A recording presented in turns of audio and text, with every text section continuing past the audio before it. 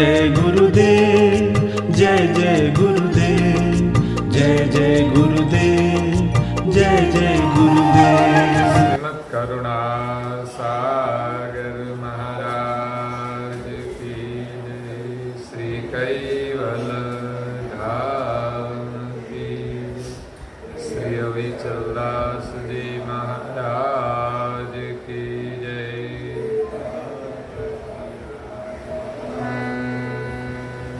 सत्यवेल साहेब, सत्यवेल साहेब, सत्यवेल साहेब। परम गुरु श्रीमद् करुणा सागर महाराज श्री रचिता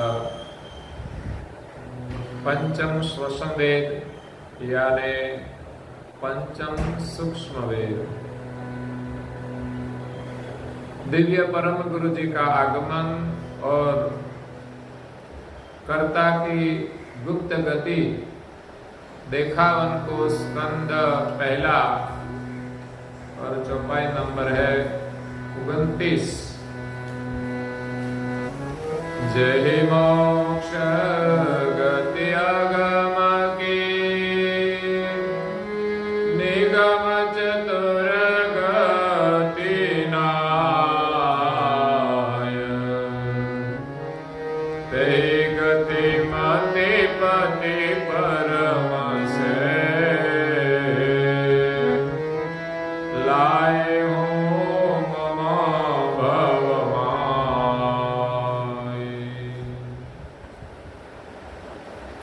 प्रेम भक्तजनों, ज्ञान संप्रदाय के आद्य स्थापक अनंत ब्रह्मांडाधीश केवल कर्ता के परम विशेष अंश सकर्ता सत केवल का महाद सजान जान स्वरूप को अनेक न्यायों से प्रत्यक्ष प्रमाण से प्रतिपादन करने वाले पंचम स्वसम वेद के रचयिता, अनंत अंशों के तारणहार, केवल वेता, नव बुद्धि के सागर, महान समर्थ परम श्रेष्ठ परम विभूतिवान परम दयालु परम कृपा निधि सर्वज्ञ दिव्य परम गुरु श्रीमद् करुणा सागर जी महाराज जगत के जिज्ञासु और मुमुक्षु अंशों को यथार्थ ज्ञान का उपदेश देते हुए पंचम स्वसम वेद के प्रथम स्कंद में दिव्य परम गुरु जी का आगमन क्यों हुआ, उनका उपदेश देते हुए कहते हैं कि जय मोक्ष गति अगम की, निगम चतुर गति माय।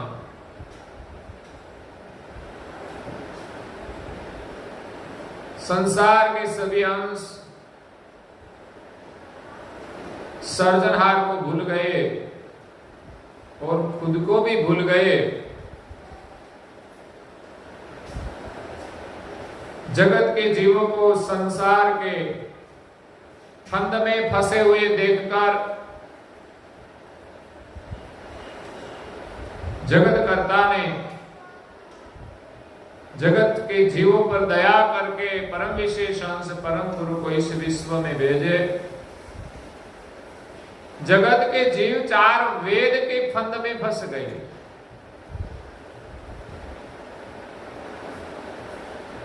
मोक्ष की जो अगम गति है वो पांचवा वेद में है, लेकिन सृष्टि के आद्य में उनका लोप हुआ।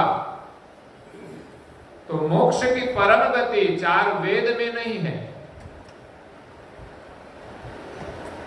और चार वेद के आगे कोई जानते नहीं। वेद में ब्रह्म का वर्णन है, लेकिन ब्रह्म के प्रकाशक सर्जनहार का कोई स्थापन नहीं है। जैनों में, जैन धर्म में ज्ञान की दशा का वर्णन है, लेकिन सर्जनहार का कोई स्थापन नहीं है। संसार में जो जो बुद्ध पुरुष आए, उसने बौद्धत्व का वर्णन किया, लेकिन सर्जनहार का स्थापन नहीं है। वेदों में सर्जनहार का स्थापन नहीं है।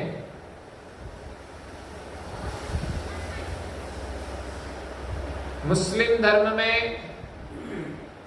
अल्लाह को मानते हैं निराकार, लेकिन परम गुरु जी कहते हैं कि जिनको हिंदू ब्रह्म कहते हैं उनको ही मुसलमान अल्लाह कहते हैं। वहां भी सर्जनहार का पूर्ण रूप से कोई स्थापन नहीं है और कोई वर्णन भी नहीं है कि जगत कर्ता ने जगत का सर्जन कैसे किया। इसीलिए 4 वेद में, कुरान, बाइबल आदि ग्रंथों में भी मोक्ष की गति का वर्णन नहीं है। जो ही मोक्ष गति अगम की निगम चतुर गति नाय, ते ही गति मति पति परम से लाए हूं भव मम भवमाय। परम गुरु जी कहते हैं कि ये मोक्ष की जो गति है, उनकी जो मति मतलब ज्ञान, मोक्ष का जो ज्ञान है वो पति परम से, विश्व के जो सर्जनहार है, जो स्वामी है, जो परम पति है, उनके सानिध्य में से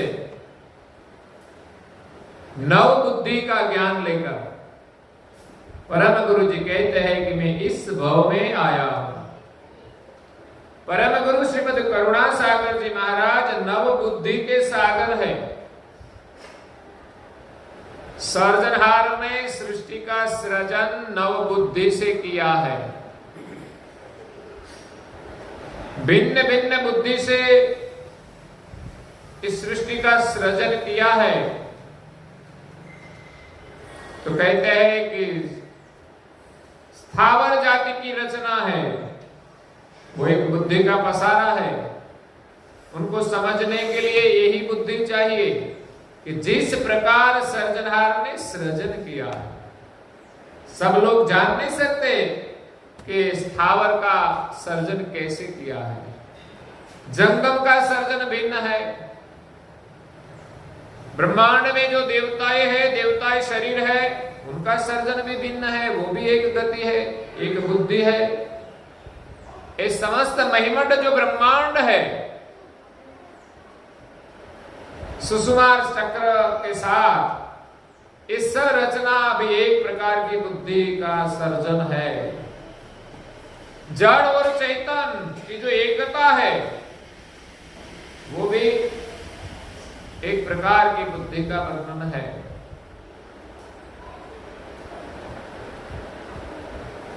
इस प्रकार सर्जनहार ने नव बुद्धि से विध विध प्रकार की रचना की है, लेकिन जगत के जीव उनको जानते नहीं।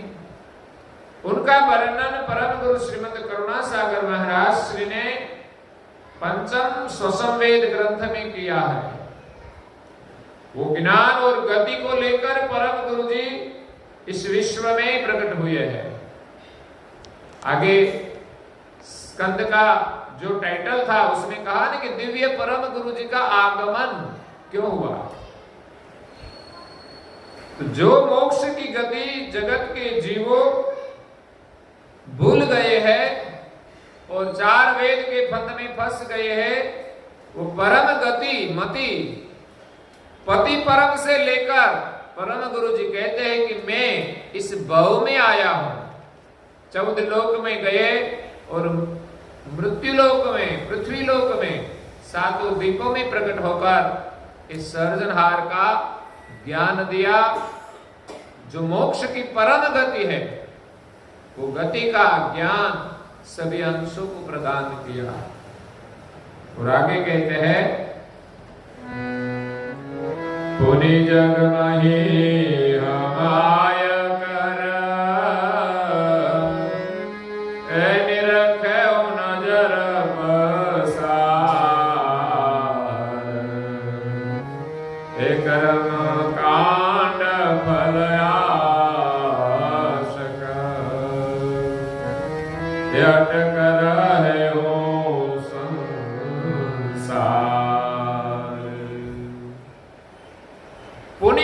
ही हम आय कर सर्जनहार की आज्ञा से परम विशेष अंश दिव्य परम गुरु श्रीमद करुणा सागर जी महाराज इस विश्व में दिव्य देह धारण करके 14 लोक और 7 द्वीप में प्रकट हुए। मृत्यु लोक में प्रकट होकर देखा, निरखे हूं नजर पसार, अपनी दृष्टि चौ तरफ फैलाकर देखा। कर्मकांड फल आशक, धर्म मार्ग में सभी अंश सभी जीव कर्मकांड का जो फल होता है उनकी आशा से सब अटक रहे हो संसार। इस संसार के फंद में सब रुक गए हैं। कोई धर्म का पालन करके सर्जनहार की खोज नहीं करते। अगर तो सर्जनहार का भजन नहीं करते, उनको पाने की चाहना नहीं रखते, लेकिन क्या चाहना है, कुछ कर्मकांड करे उनका फल हमें मिले। संसार में सभी जीव दुखी तो है ही, इसलिए कई प्रकार का कर्मकांड तो दुख से मुक्त होने के लिए करते हैं। और दुनिया में अंधश्रद्धा की बहुत दुकानें चलती है।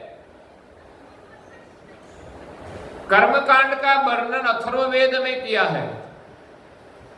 इसमें से अनेक शास्त्र बनाए हैं कर्मकांड के, और ज्यादा व्यास मुनि ने पुराणों की रचना करके कर्मकांड का सर्जन किया।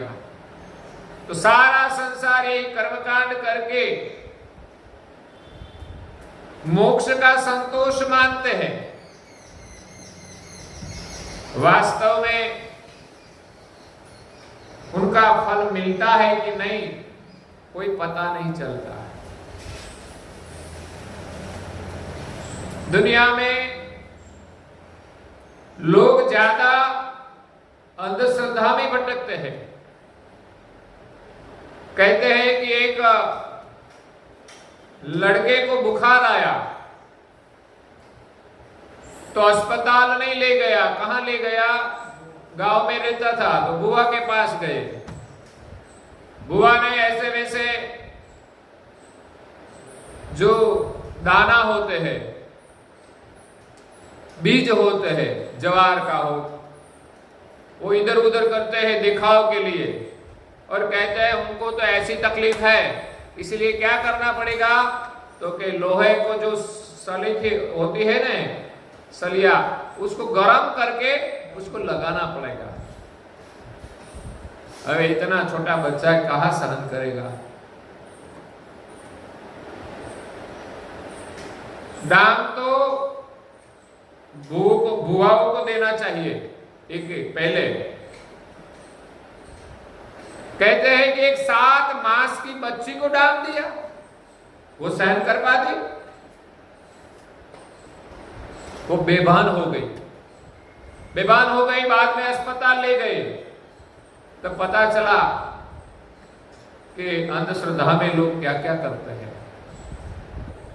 वो कोई जगह पे पढ़ाई करने गए नहीं है बुआ, कोई शास्त्र भी नहीं पढ़े है, लेकिन ये सब कैसे करते हैं? अपने जो पूर्वज है ना, वो करते थे, वो उसका अनुकरण करते हैं। और कैसे चलते हैं ये धंधा कि लोग जो दुखी है, उनकी जो दुख की रग कहते हैं, नस, वो पकड़ लेते हैं। दुख का कारण क्या है? और ज्यादातर बुआ कहेंगे कि आपका पूर्वज आपको, उनकी नड़तर है, उनकी परेशानी है, वो संतृप्त नहीं है, इसलिए आपको ये करना पड़ेगा, वो करना पड़ेगा। ऐसे कर्मकांड के फल में सब जीव बंध गए। कोई भगवान का भजन नहीं करते हैं। भगवान का भजन करने के लिए नहीं करते, लेकिन कोई आशा के कारण करते हैं।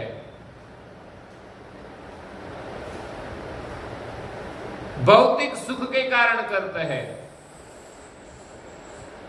सत्य का पालन नहीं करते। एक और कर्मकांड करते हैं, दूसरी ओर प्रपंच भी करते हैं। इसलिए परम गुरु जी ने देखा तो सारा संसार कर्मकांड में फंस गया है। कहते हैं कि एक सरोवर के पास एक कौवा और हंस रहता था। हर दिन वो वहां आते थे। वहां सरोवर के नजदीक एक बट का वृक्ष था, वो बड़ा वट वृक्ष। वहां कौवा बैठता था और हंस आता था यहाँ सरोवर में। दोनों का परिचय हुआ, दोनों को मित्रता हुई। एक दिन कौवा हंस के घर गया मेहमान बन के। तो वहां हंस के पास तो मोती था। उसके स्वागत के लिए उसने खाने के लिए मोती परोसा, लेकिन कौवा क्या खाएगा। संसार में महापुरुष के वचन मोती है, लेकिन कौवा जैसे जीव उसको खाते नहीं, शायद खाए तो पचा नहीं सकते। काग गति कहते हैं ना, काग गति। और एक बार कौवे ने भी आमंत्रण दिया कि आप हमारे घर पे पधारिए। कौवा हंस के घर गया तो वहां उसके हंस की पत्नी भी थी, तो उसकी पत्नी के साथ भी परिचय हो गया। तो हंस को बोला कि आप दोनों आए हमारे घर पे, पति पत्नी। तो हंस और उनकी पत्नी हंसली दोनों कौवा के साथ उनको घर जाने के लिए निकले। जब निकले तो एक बीच में खाई थी बड़ी, उसकी पार कौवा का घर था। तो कौवा ने कहा कि खाई तो बड़ी लंबी है, वहां सामने पहुंचते पहुंचते तो थक जाएंगे। जो कि हंस तो बड़ी लंबी सफर करते हैं, लेकिन कौवा थक जाता है। तो कहा कि थोड़ी देर हम प्रतीक्षा करें, यहां कोई बोट आएगी, वो जाएगी तो उन पर हम बैठ जाएंगे। तो हंस ने कहा ठीक है, आप जैसा कहे वैसा। तो थोड़ी देर में एक बोट आई और हंस और हंसली इसमें बैठे। कौवा तो इधर उधर उड़ता रहा और यही बोट मनुष्य के सफर के लिए थे। तो उसमें नीचे कई लोग बैठे थे और ऊपर भी फर्स्ट क्लास में कोई लोग बैठे थे। ऊपर खुला था। तो इधर उधर उड़ता हुआ कौवा जब बोट चली तो षड पर बैठ गया, लेकिन कौवा ज्यादा देर एक जगह पर बैठता नहीं। ये कौवा का स्वभाव होता है। संसार में भी कई लोग ऐसे होते हैं, स्थिर होकर बैठते नहीं, इधर उधर भटकता ही रहता है। तो कौवा बार बार उड़ता है और जो लोग बैठे हैं ना, उन पर विष्टा करता था। क्या करता था? उनका स्वभाव होता है, जब कोई पौधे पर बैठा होता है, तब कोई नीचे बैठा है ना, उसके ऊपर बैठ के ही वो विष्टा करता है। उनके सर पे करे, उनके कपड़े पर करे। तो वो कौवा उड़ता, इधर उधर भटकता, विष्टा करने लगा सब लोगों के कपड़े पर। हंस ने देखा कि कौवा क्या कर रहा है, लोगों का कपड़ा खराब कर रहा है। उसने सलाह दिया कि भाई कौवा जी, आप ये क्यों कर रहे हो ऐसा गलत काम? तो कौवा ने कहा आप नहीं जानते, मैं जो कर रहा हूं वो ठीक कर रहा हूं। जो लोग जो करते हैं वो अपने को ठीक लगता है। जो लोग व्यसन का सेवन करते हैं शायद लगता है कि हम जो कर रहे हैं वो ठीक है। झूठ बोलते हैं, उनको लगता है कि हम जो कर रहे हैं वो ठीक है। तो है इस प्रकार चलते चलते नाव सामने किनारे आ गई। वहां हंस और हंसली उतर गए और कौवा जी भी साथ आगे चलकर अपने घर ले गए, जहां उनकी पत्नी भी थी कागड़ी। तो हंस और हंसली के स्वागत के लिए क्या भोजन लाए। तो कौवा जो खाता था वो मांस आदि कहीं से लाकर उसने हंस और हंसली के आगे परोसा, लेकिन उसने कुछ खाया। वहां जब गए थे कौवा, तब वहां मोती दिया था, वो नहीं खाया। इसी प्रकार यहां हंस और हंसली के आगे मांस रख दिया, लेकिन उसने खाया नहीं। शायद कुछ भी हो जाए, कभी हंस मांस नहीं खाएगा। तो हम मनुष्य है, कैसी भी परिस्थिति में न खाने की चीज खानी नहीं चाहिए। चाहे मांसाहार हो, चाहे अंडे हो, चाहे व्यसन का सेवन हो, नहीं करना चाहिए। हमारा आहार क्या है उसका हमें पता होना चाहिए। हंस मोती छोड़कर कभी मांस मछली नहीं खाएगा। मांस मछली खाता है, सुरापान सुहे सो नर नर के जाएगा, मात पिता सहे।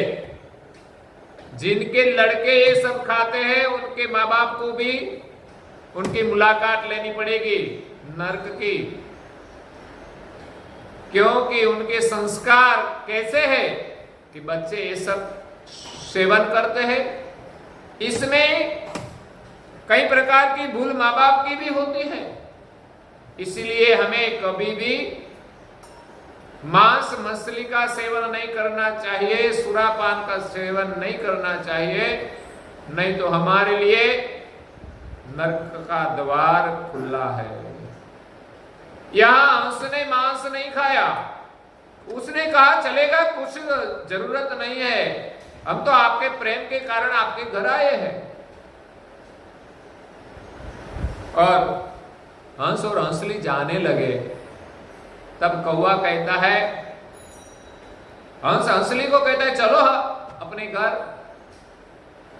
तो कौवा कहता है ये तो हंसली नहीं है, वो तो कागड़ी है, मेरी बीबी है। अब तो कौवा का घर था, वो तो जबरदस्ती कहने लगा कि ये तो मेरी बीबी है। लेकिन हंस कहता है तेरा कलर देख और उनका कलर तो देख तू। ऐसा थोड़ा है कि शाम और सफेद कलर में पति पत्नी नहीं हो सकते। कौवा ने कहा कृष्ण का कलर कैसा था, तो काला था, और राधा का कलर तो गोरा था, तो वो दोनों पति पत्नी थे ही। तो ऐसा तो दृष्टांत दे दिया। हंस निराश हो गया। वो कहते हैं कि आप पंच को बुलाकर निर्णय करे कि ये हंसली है कि कागड़ी है। तो कौवा उड़ता उड़ता नजदीक के गांव में गया। 5 लोग बुड्ढे बैठे थे, गांव की पंचायत करने वाले। उसके पास जाकर कौवा ने कहा कि आप लोगों की जरूरत है, आपको साक्षी देना है। मेरे यहाँ हंस और हंसली आए हैं, लेकिन मैंने उसकी जो हंसली है उसको कागड़ी का कहा है। तो आप सब उसमें साक्षी प्रदान करें तो हंसली मुझे मिल जाए।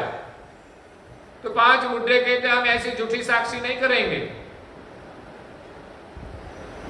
तो कौवा कहता है कि मैं जो आप इतना ही बोलेंगे तो मैं आपको आपके पूर्वज का दर्शन कराऊंगा। तो सब लोग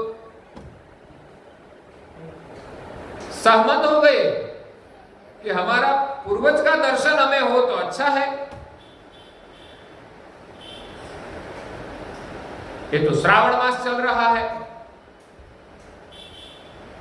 और हम पितृ तर्पण तो करते हैं लेकिन दर्शन नहीं होते हैं। तो पांचों लोग गए कौवा के साथ और कहा कि हंसली है कि कागड़ी। तो पांचों ने झूठी साक्षी दे दी, तो ये तो कागड़ी है। हंस को कहा कि आपको भ्रम हो गया है, ये हंसली नहीं है। अब तो हंस का कुछ चला नहीं, वो तो निराश होकर चलने लगा। बाद में सभी बुड्ढे ने कहा कौवे को हमारे पूर्वज का दर्शन कराए।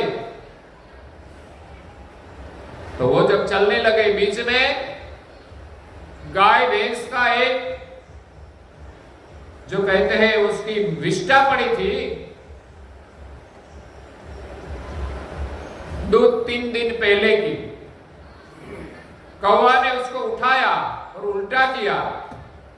नीचे कई प्रकार के कीड़े थे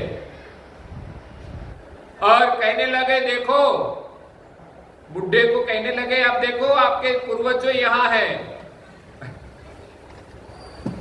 तो सब लोग कहने लगे कि हमारे पूर्वज थोड़ा यहां ही हो गए, वो तो स्वर्ग में गए हैं।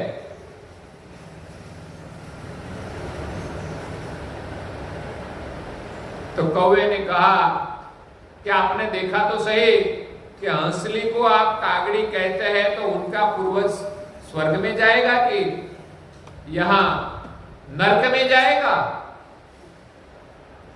पांचों निराश हो गए, चले गए और कौवा अपने घर आया। वहां हंसली बैठे थे और हंस तो निकल गया, तो उनके पीछे कौवा भी दौड़ने लगा, उड़ने लगा और हंस के पास पहुंच गया और उसने कहा कि भाई तुम्हारी हंसली ले जाओ। आपको पता चला नहीं मैं क्यों विष्ठा करता था। मनुष्य पर जब भी हम स्टीमर में सफर करते थे तब मैं मनुष्य पर विष्ठा करता था। पता चला ना आपको कि उसने ही झूठी साक्षी दी। मैं तो छोड़ देता हूं, लेकिन आपको मनुष्य की पहचान कराने के लिए ये हंसली को कागड़ी कहा था। तो इसी प्रकार झूठ प्रपंच कर्मकांड में भी चलता है। लोग अपने पूर्वज के लिए कुछ पीछे से कर्मकांड करते हैं, लेकिन उसका परिणाम क्या आता है कुछ पता नहीं। तो सारा संसार कर्मकांड की आशा में संसार में फंस गए हैं। और आगे परम गुरु जी कहते हैं, हे गुणी ज्ञानी पंडित कवि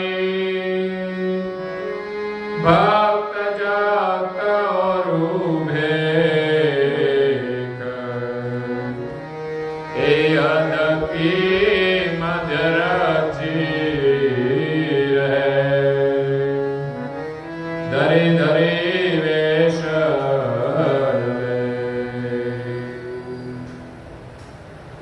संसार में गुणी ज्ञानी पंडित कवि, बड़े बड़े ज्ञानी पुरुषों, गुणीजन, पंडित, कवि, भक्त और जगत, सारा संसार और संसार में जो बेखदारी है वो भी यही हद की मध्य रची रहे। सब एक हद की मध्य में फंस गए हैं। सब इसमें ही लगे हैं, सब कर्मकांड का ही वर्णन करते हैं, बड़े बड़े संत महापुरुष भी पुराण आदि की कथा सुनाकर कहते हैं कि आप ये करें वो करें, आपको ये लाभ मिलेगा वो लाभ मिलेगा, और मोक्ष की भी लालच देते हैं, आपको स्वर्ग की प्राप्ति होगी, ये करेगा तो ये लाभ मिलेगा। ये सब भगवान है, सब हद की मध्य पची रहे। संसार की कर्मकांड की जो उपासना है वो हद की उपासना है, वो उनसे आगे जा सकते। हाँ, कर्मकांड का फल अवश्य मिलता है, लेकिन जितना बताते हैं उतना मिलता ही नहीं। कभी कभी तो सब हद की मध्य में रहकर कर्मकांड करके हमारे जो पूर्वज है उसका आत्म कल्याण हो जाए, ऐसा संतोष मानते हैं। आत्म संतोष होता है, आत्म कल्याण नहीं होता। मरण मृत्यु के पीछे भी लोग 12वें 13वें दिन जो मर गए हैं उनके पीछे सब सामान बेचते हैं और कहते हैं कि उनको आगे बीच में कोई तकलीफ न हो। वो शरीर लेकर तो गए ही नहीं, फिर सामान की क्या जरूरत है? जिस शरीर के लिए सामान चाहिए वो शरीर तो यहां छोड़कर गए हैं, लेकिन अज्ञानी और अंधश्रद्धा में भटकने वाले जीव सब कुछ मान लेते हैं और भयभीत हो जाते हैं कि हम ये नहीं करेंगे तो शायद हमारे जीवन में मुसीबतें आएगी। और मुसीबतें तो आती ही रहती है, लेकिन वहम में श्रद्धा रखने वाले कहते हैं कि आपने ये कर्मकांड नहीं किया इसलिए ही दुख आया है। किसी का मृत्यु हो गया तो कहते हैं कि आपने पूर्वज के पीछे ये कर्मकांड नहीं किया तो ये मृत्यु हो गई। मृत्यु तो तय की गई है, लेकिन फिर भी अज्ञानी और अंधश्रद्धालु लोग मान लेते हैं। और सारे संसार के धर्म में चलने वाले लोग हद की उपासना में रचे पचे रहते हैं। धरी धरी वेश अलेख, वेश धारण किया है अलेख के नाम पर, लेकिन भजन वो हद की उपासना का करते हैं। 14 लोक में ही विचरण करते हैं। कोई यही उपासना में अच्छा काम करते हैं, पुण्य करते हैं, तो वो पुण्य का उसको फल मिलता है। और सारे संसार के गुणी जन, ज्ञानी जन, कवि, पंडित, भक्त, जक्त और वेद सब सगुण की ही उपासना करते हैं, तो वो 14 लोक में ही विचरण करते हैं। यहां से कोई इष्ट के धाम में जाते हैं, वहां से वापिस आते हैं, लेकिन हद की पार नहीं जा सकते। और कहते हैं, हे ब्रह्मा विष्णु महेश्वर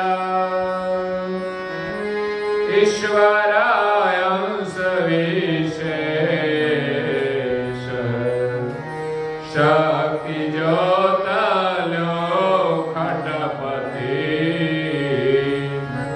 हे धारे हूँ सर्वशिर ईश। संसार में गुणी जन, ज्ञानी जन, कवि, पंडित, जगत, भक्त और भेद सब ब्रह्मा विष्णु महादेव ईश्वर अंश विशेष शक्ति ज्योत ल्यो खटपति, ये ब्रह्मा विष्णु महेश शक्ति और निरंजन और जो विशेष अंश है उनको अपने सिर पर सर्जनहार के रूप में धारण किया और उनका भजन करते हैं। वास्तव में वो सर्जनहार नहीं है, सर्जनहार के विशेष अंश है। इस विशेष अंशों को सर्जनहार मानकर बड़े बड़े विद्वान पुरुष, गुणी जन, ज्ञानी जन उनका भजन करते हैं। वो हद की उपासना है। और उनका फल भी इस संसार में मृत्युलोक में भौतिक सुख मिलता है, और देवी धाम का जो सुख है वो भी शाश्वत नहीं है, अखंड नहीं है। भुक्तमान करते करते पुण्य पूरा हो जाने के बाद वो छोड़ना पड़ता है। इसीलिए सर्जनहार को भूलकर संसार के बड़े बड़े पुरुष, अवतारी पुरुषों को ईश्वर मानकर, सर्जनहार मानकर उनका भजन करते हैं, लेकिन कोई सर्जनहार को जानते नहीं, उनका भजन करते नहीं। उनके लिए परम गुरु जी विशेष वर्णन आगे करते हैं, जो हम कल सुनेंगे। और आज के प्रवचन को यहाँ विराम देते हैं। श्रीमद् करुणा सागर जी महाराज की जय। श्री कैवल धाम की जय। श्री अविचल दास जी महाराज की जय।